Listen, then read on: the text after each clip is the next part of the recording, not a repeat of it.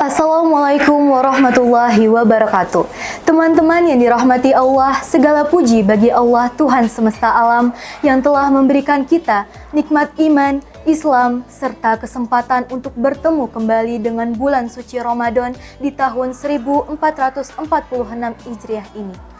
Sholawat dan salam semoga tercurah kepada junjungan kita Nabi Muhammad SAW beserta keluarga, sahabat, dan umat beliau hingga akhir zaman. Sebelum saya memulai kultum, perkenalkan saya Putu Cindy Sumasta dari kelas 9D.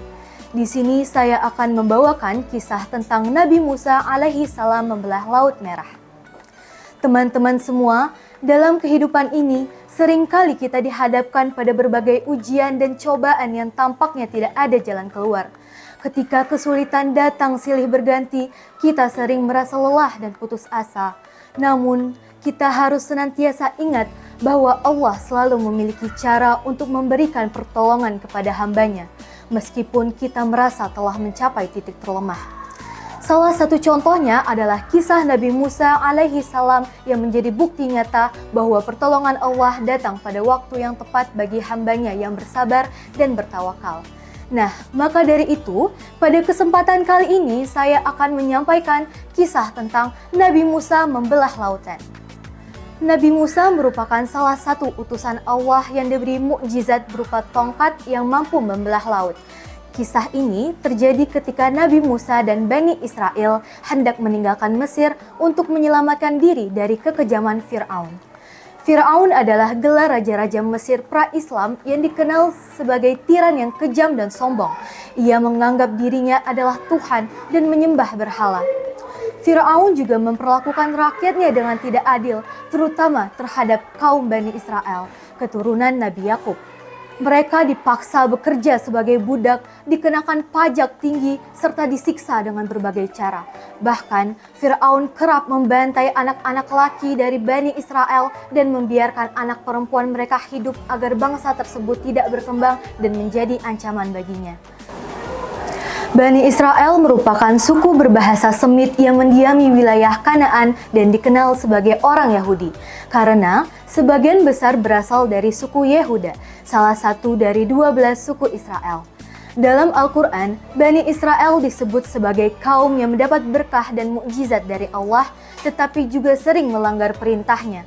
Banyak nabi besar seperti Nabi Musa, Nabi Daud, dan Nabi Isa berasal dari keturunan Bani Israel.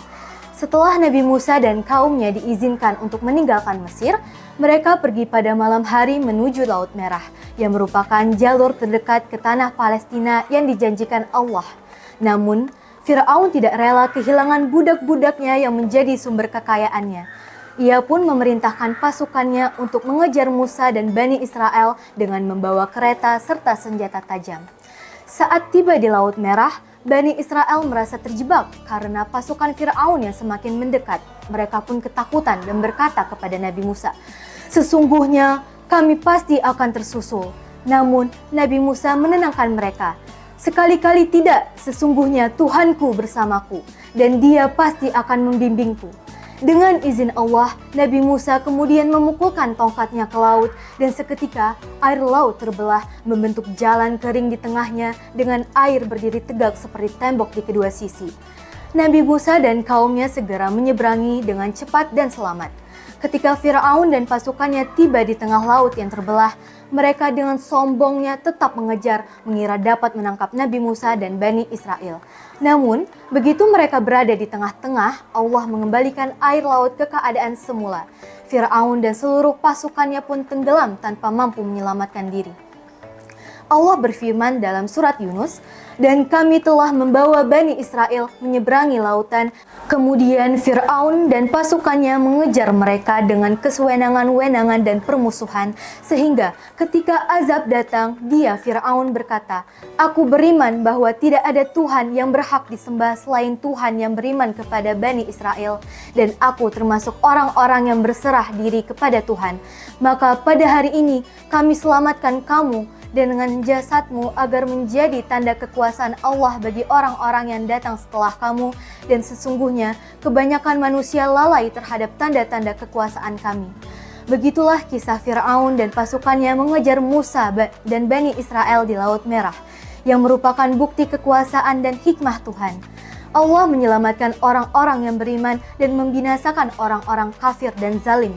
Tuhan pun mengabadikan jasad Fir'aun dalam bentuk mumi yang ditemukan di zaman modern sebagai tanda bagi manusia. Demikianlah kisah mukjizat Nabi Musa menyeberangi Laut Merah. Dari kisah ini, maka ada beberapa hikmah yang dapat kita jadikan pembelajaran. Kisah ini membuktikan bahwa Allah Subhanahu wa Ta'ala Maha Kuasa atas segala sesuatu. Tidak ada yang mustahil baginya. Apabila Allah Subhanahu wa Ta'ala berkehendak, maka terjadilah apa yang dikehendakinya, walaupun di luar batas kemampuan manusia dalam menghadapi segala macam rintangan dan kesulitan. Kita harus selalu sabar dan tabah, karena itulah kunci kejayaan sebagaimana yang dilakukan Nabi Musa alaihi salam ketika mendapat kecobaan.